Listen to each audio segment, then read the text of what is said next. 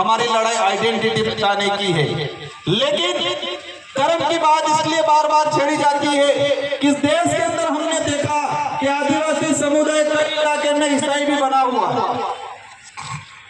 कई इलाकों में आदिवासी समुदाय, महाराष्ट्र का कुछ इलाका उधर मुस्लिम भी बना हुआ है, कुछ इलाकों में आदिवासी समुदाय हिंदू भी बना हुआ है, कुछ इलाकों में आदिवासी समुदाय सिख भी बना हुआ है। इस देश के प्रत्येक कोने में हर इलाके में आदिवासी समुदाय है, लेकिन अलग अलग धर्मों में बटा हुआ है।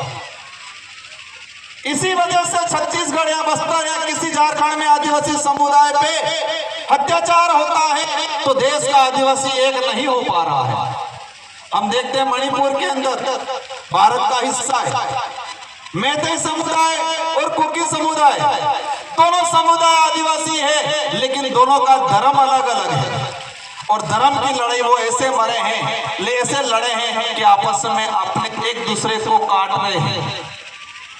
इसलिए हम कहते हैं कि आदिवासियों की अपना अलग से धर्म व्यवस्था होनी चाहिए। किसी को कुछ मानना है माने, हमें कोई दिक्कत नहीं, जिसको जो मानना है। इस देश का संविधान ऐसे हर व्यक्ति को अपने हिसाब से धर्म मानने का अधिकार देता है। और इस देश का पहला उदाहरण भीमराव अंबेडकर जी अपने सब साझा संविधान निर्माता, उन्होंने अक्टूबर 1956 में 4 लाख लोगों के साथ बौद्ध धर्म अपनाया। कौन सा धर्म अपनाया? बौद्ध धर्म। क्योंकि संविधान राइट देता है कि हर व्यक्ति को अपने हिसाब से मानना है। लेकिन यह सच्चाई है कि आदिवासी समुदाय की अपनी धर्म परंपरा, अपनी पूजा पद्धति अनेक धर्मों से अलग है और सभी धर्मों से पहले है। जिन धर्मों का निर्माण ही नहीं हुआ उस समय से आदिवासी समुदाय अपनी पूजा पद्धति करते हैं।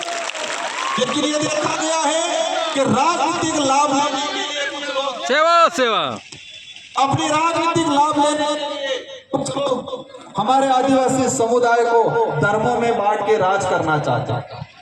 साथियों, मैं कई बार बोलता हूँ कि आदमी एक तो शरीर से विकलांग होता है, अपने हाथ पैर से।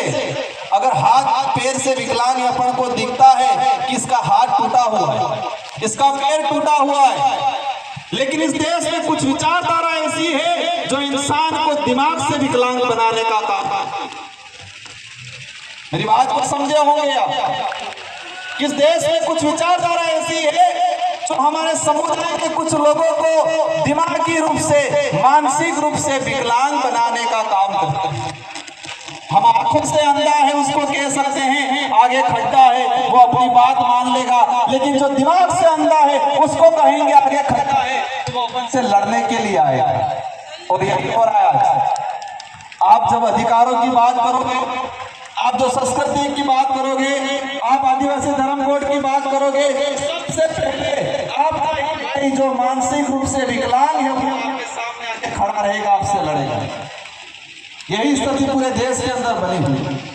साथियों, रिजर्वेशन की बात करें, हमें ये दिक्कत है आज तक हमारे आदिवासी इलाके के अंदर अनेक कथाएं होती है, कुछ पार्टियां भी कराती है, हमें कोई दिक्कत नहीं, लेकिन हम ये चाहते हैं कि आदिवासियों का भला चाहते हो, आदिवासियों का भला चाहते हो तो दूसरी कथाएं लगे नहीं लगे, लेकिन संविधान की कथा भी लगाया करो कभी कि आदिवासियों के क्या क्या अधिकार है वो भी बताने की बात करो।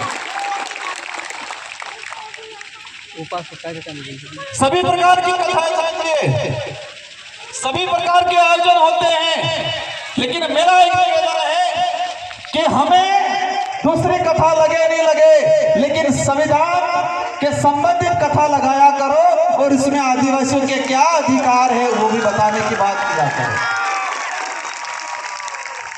हम लोग शिक्षा की बात करते हैं, शिक्षा कितने प्रकार की है? 3 प्रकार की शिक्षा है। पहली जो हमें परिवार से और समाज से सीखने को मिलता है। किससे मिलता है? परिवार से, समाज से सीखने को मिलता है, वो पहली शिक्षा है। और दूसरी शिक्षा जो पाठ्यक्रम के माध्यम से नौकरी प्राप्त करने के लिए मिलती है शिक्षा। और तीसरे नंबर की शिक्षा जो किसी पाठ्यक्रम में नहीं पढ़ाई जाती है वो शिक्षा है आपके संवैधानिक कई अधिकार, आपका इतिहास, आपका कल्चर, आपकी आइडेंटिटी, वो शिक्षा भी प्राप्त करने की जरूरत है। अब हम